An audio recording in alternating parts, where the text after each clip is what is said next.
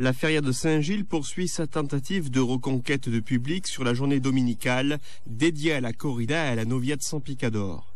En concurrence directe avec la Noviade de Tarascon, la Feria Saint-Gilloise peine à retrouver les fastes et l'animation de ce qui avait fait le succès du cycle de la pêche de l'abricot il y a une quinzaine d'années.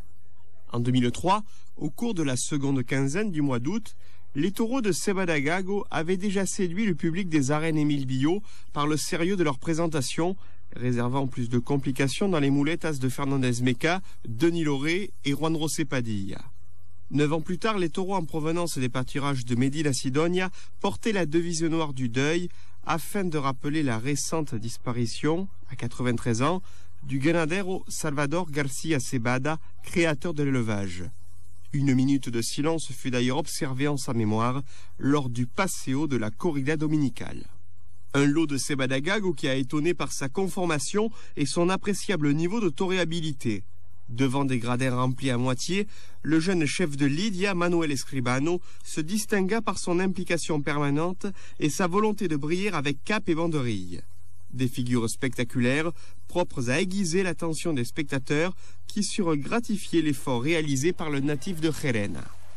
Devant le 4e taureau de l'après-midi, le torero andalou sut mettre en exergue les qualités de charge exprimées à la muleta.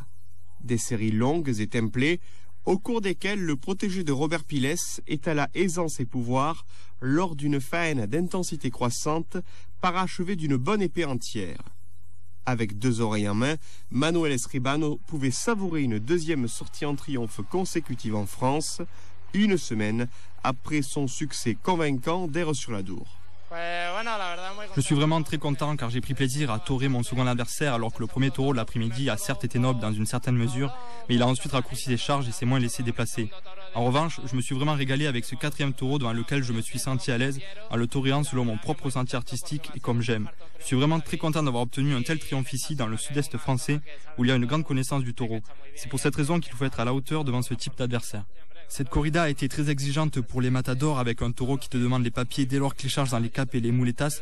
C'est un geste important que de pouvoir faire ce genre de choses face à une corrida de Sebadagago. Une sortie en triomphe par la grande porte des arènes Émile Billaud qui allait également saluer la disposition et la soif de succès du local de l'étape, Camille Juan. Tout heureux de ressortir la bille de lumière du placard, le torero gardois sut se montrer à la hauteur des exigences de son lot de Sebadagago. Une première épreuve devant le 3e exemplaire du lot permit de jauger la disposition de Camille, totalement transfigurée devant les qualités exprimées sur la longue distance par le dernier taureau de l'après-midi. Des derechazos de tempérament, en laissant énormément l'avantage au Sebadagago, animé d'une charge vibrante et encastée. Avec un moral à 100% après un bon passage gaucher, Camille enfonça une lame d'effet décisif, Alrecibir, ravissant à son tour 2 oreilles bien méritées et pleinement savourées. Extraordinaire, écoute, c'est des années de galère pour des moments comme ça où j'y ai cru chacune seconde à l'entraînement et ça valait le coup. Ça valait le coup. Beaucoup de transmissions sur la longue distance au taureau. On sent que tu t'es vraiment régalé à gauche. Ah, je me suis régalé, j'ai donné tous les avantages au taureau en ayant conscience que ça pouvait basculer très vite dans le sens du taureau. J'ai jamais baissé les bras et j'ai toujours cru. Tu n'as pas douté au moment de récibir aussi, hein? J'ai pas douté, j'ai pris mon temps et je crois que ça valait le coup. Merci.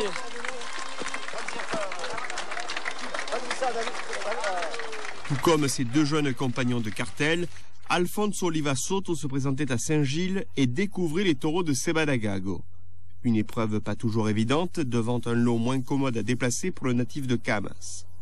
Soulevé de façon spectaculaire par le 2e taureau de la course, le matador andalou dut se résoudre à une faine de courage au tracé assez décousu, mais conclut efficacement avec l'épée. Un engagement que la présidence récompensa d'une oreille entre quelques protestations de la part du public. Des sifflets qui s'élevèrent encore des gradins lorsqu'Oliva Soto entreprit de débuter sa seconde faena assis sur une chaise en plastique. La morantisation des esprits ne semble pas prendre, surtout face à un taureau rapidement sur la défensive et qui avertit encore une fois le torero de façon très sérieuse. Au final, Oliva Soto effectua une nouvelle vuelta en divisant les opinions, alors que l'éleveur José Garcia Cebada fut porté en triomphe à l'issue de la course, aux côtés de Manuel Escribano et Camille Juan. Succès différent en matinée, avec le salut amical de Fabrice Torito à l'issue de la Becerrada qui voyait la venue à Saint-Gilles des Serioserales du marquis d'Albacerada. Un salut du mayoral répondant à l'ovation de ses amis, heureux de le voir revenir en France, près de 20 ans après son départ pour l'Espagne et l'aventure initiée en 1992, année de l'exposition universelle de Séville, au sein de l'élevage de Laura Sangran. Très inégaux en comportement, les Herrales mirent à l'épreuve des apprentis novières aux bagages techniques bien différents. Si Santiago Sánchez Mejía fit valoir sa grande expérience lors d'une faine habilement composée, Bastien Roulier éprouva plus de difficultés devant le premier exemplaire, plus compliqué. Après un passage en contre-piste, le troisième Herald d'Albacerrada mit en difficulté Tony El Potro, certes volontaire mais souvent accroché par les retours de charge de son adversaire. Devant le meilleur exemplaire de la matinée, Tristan El Diego laissa entrevoir quelques gestes isolés, mais échoua de façon cinglante avec les aciers, ce qui aurait dû légitimement limiter sa récompense à quelques saluts. C'est finalement Santiago Sánchez Mejía, l'élève colombien du centre de tauromachie de Nîmes, qui ravit l'unique oreille de la matinée face à la demi-chambrée de fidèles aficionados venus passer une chaude journée dominicale sur les bords du canal du Rhône à 7.